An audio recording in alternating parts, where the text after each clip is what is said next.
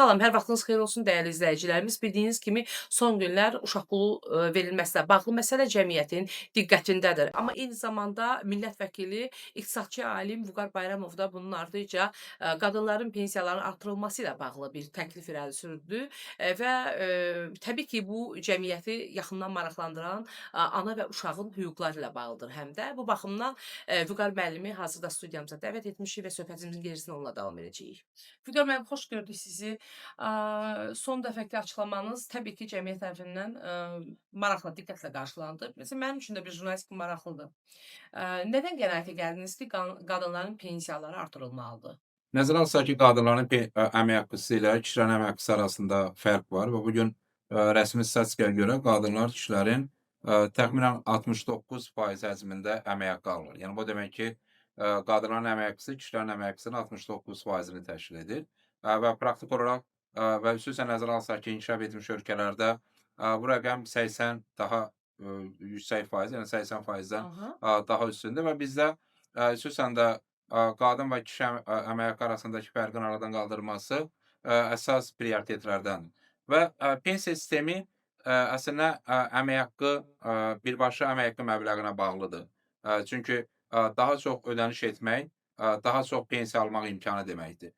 Və təbii ki, əgər qadınların əmək haqqları kişilərin əmək haqqlarından aşağıdırsa, bu o demək ki, qadınların ödədiyi sosial ödənişlər də aşağıdır. Bəli. Və nəticə etibarən sosial ödənişlər aşağı olduğuna görə bu qadınların pensiyalarının kişilərin pensiyaları və ya orta pensiya məbləği ilə müqayisədə orta hesabla aşağı olmasına gətirib çıxarır. Ona görə də Milli Məclisdə xüsusən də gender məsələləri ilə bağlı məruzə müzakirə edilən zaman təqdim etdiyimiz təkliflərdən biri ondan ibarətdir ki, qadınların pensiya kapitalı xüsusi əmsallara vurulsun. Yəni bu nə deməkdir? Doğrudur, öncə dediyiniz rəqəmlərdən çox istifadə etməyin, amma məcbur o ki, rəqəmlərdən istifadə edək. Bu nə deməkdir? Bu o deməkdir ki, məsələn, xanım vətəndaşımız pensiya yaşı tamam olur. Onun 50.000 manatlıq bir pensiya kapitalı var. Və bizim təklif ondan ibarətdir ki, həmin vətəndaşımızın pensiya kapitalı tamam olan zaman əmsal olaraq 1.5-ə vurulsun və pensiya kapitalı 50.000 manatdan 75.000 manatadək artırılsın. Və nəticədə nəzərə alsaq ki, pensiya hesablanan zaman 50.000 manat 144-ə, yəni 12 il 12 aya bölünür. Alınan məbləğ pensiya məbləğidir. Nəzərə alsaq ki, minimum pensiya 320 manatdır və bu həm qadınlar, həm kişilər üçün keçərlidir, şamil olunur. Amma nəzərə alsaq ki, burada təxminən 31%lik fərq var əmək haqqıda və bizim də gözlənti ondan ibarətdir ki, əgər əmsallar tətbiq olunursa və pensiya artımları baş verirsə, təxminən orta hesabla qadınların pensiya məbləğində 30% yaxın artım müşahidə oluna bilər. Və bu təbii ki, fərqli rəqəmlərlə ifadə olunur. Çünki bəzi xanımlarımızın yığımları çoxdur, bəzilərinin yığımları nisbətən azdır. Vüqar müəllim, təqribən dediniz ki, 350 manat 320 manat minimum 320 pensiyadır, manat bəli. minimum pensiya Yəni bu bütün qiyməti. xanımlara və kişilərə şamil olunur pensiya. Amma orta pensiya məbləğindən söhbət gedir. Çünki minimum pensiya məbləği bütün vətəndaşlarımız üçün eynidir və pensiya məbləği minimumdan daha yüksək olmalıdır. Bilirsiniz nəyi soruşmaq istəyirəm? Sizin hesablamalara görə təqribi proqnozlaşdırılır ki, 500-600 olacaq və bugünkü İndi bazar qiymətləri də hər kəsə bəllidir. yəni Necə təxminən düşünürsünüz? 500-600 manat bugün bir yalnız tək başına yaşayan bir qadın o pensiyada dolanmasına imkan verirmi? yəni 500-600 manat, yəni əslində artım olduğu halda daha yüksək olur. Orta pensiya məbləği daha yüksək olacaq. Çünki hazırda orta pensiya məbləği 600 manata yaxındır. Və artımlar baş verirsə, təbii ki, bu artıq 600 manat üzərində bir məbləğin əldə edilməsindən xəbər verir və sözsüz əslində bu tək qadınlarla bağlı çox vacib məqama toxundunuz. Bizim Milli Məclisdə də təqdim etdiyimiz təkliflərdən biri ondan ibarətdir ki, pensiya yaşına keyfiyyət meyarları əsasında baxılsın. Yəni pensiya yaşı əgər bizdə pensiya yaşının müəyyənləşdirilməsi bildiyiniz kimi Nazirlər Kabinetinin qərarı ilə ağır işlərdə çalışan və ya zərərli işlərdə çalışan vətəndaşlarımız 5 il daha tez pensiyaya çıxır.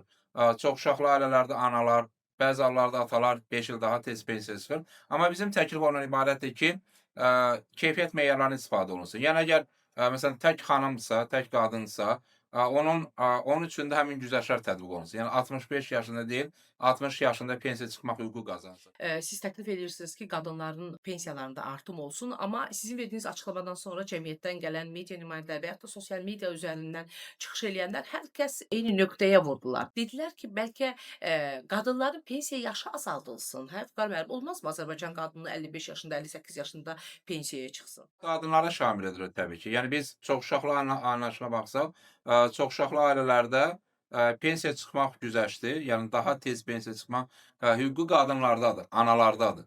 Analar daha tez pensiya çıxırlar. İstisnalarda atalar bu hüquqdan istifadə etsin, yəni ana dünyasını dəyişirsə və ya uşaqları ata böyüdürsə. Amma təbii ki, əksər xüsusən də biz bir sıra Avropa ölkələrinin təcrübəsinə baxdıq. Avropa ölkələrində qadınlar kişilərə nisbətən daha tez pensiya çıxmaq hüququna malikdirlər. Və bizim əslində Milli Məclisin növbəti iclasında müzakirə edilən məsələlərdən biri də çoxuşaqlı ailə anlayışı ilə bağlıdır. Hazırda 5 və daha çox uşağı olan ailələr çoxuşaqlı hesab olunur. Bəli. Amma orada təbii ki, təklif olundu ki, 5-dən 3-ə endirilsin. Yəni 3 və daha çox uşağı olan ailələr çoxuşaqlı hesab olunsun. Bu halda artıq nə deməkdir? Bu o deməkdir ki, uşaqların sayına uyğun olaraq da pensiya yaşı azaldılmış olacaq.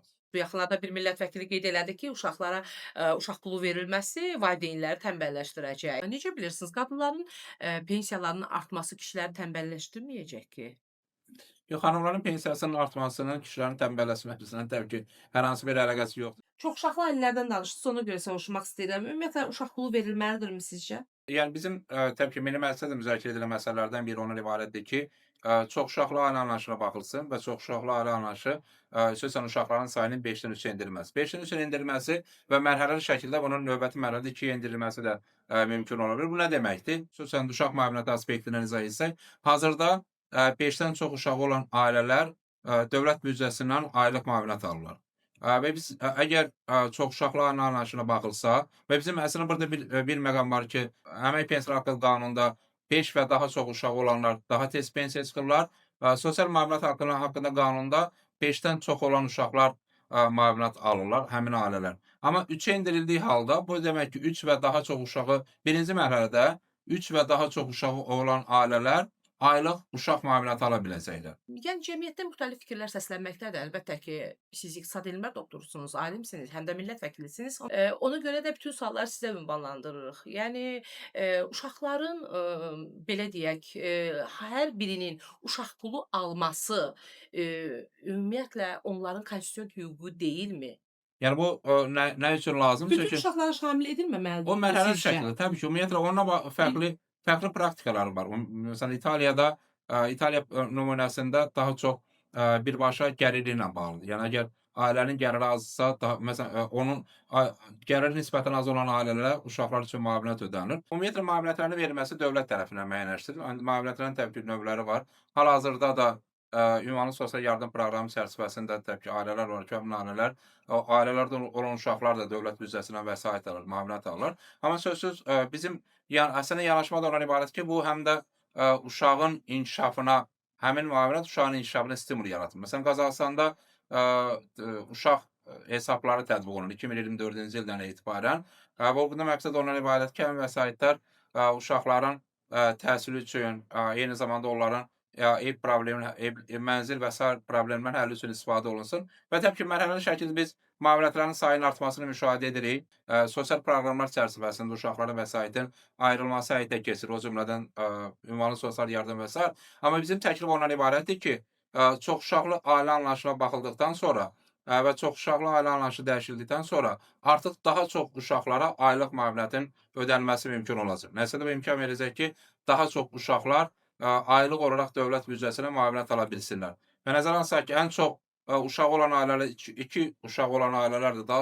Daha sonra 1 və 3 uşağı olan ailələrdir. O anlayışın dəyişilməsi nəticədə uşaqların çoxunun yəni uşaqlı ailələrin çoxunun aylıq olaraq müavinət almasına imkan yarada bilər. Təşəkkür edirəm sizə. Çox sağ olun, vaxt ayırdınız, gəldiniz. Minnətdaram. Sağ olun. Bu qədər dəyərli izləyicilərimiz, növbəti proqramlarda görüşmək ümidi ilə sizdən ayrılırıq. Salamat qalın.